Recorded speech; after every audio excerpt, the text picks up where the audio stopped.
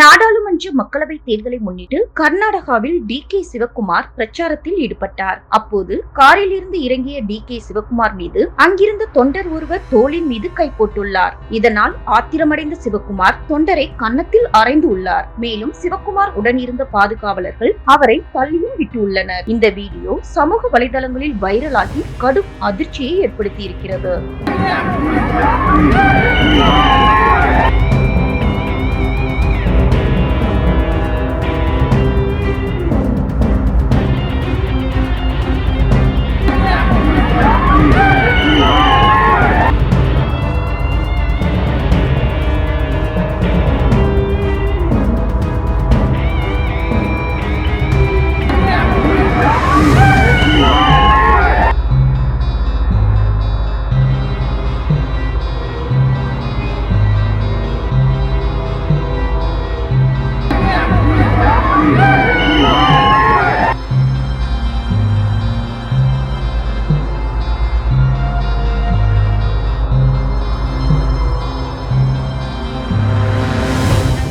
செய்திகளை உள்ளது உள்ளபடி தெரிந்து கொள்ள ரெஃப்ளெக்ட் நியூஸை சப்ஸ்கிரைப் பண்ணுங்க.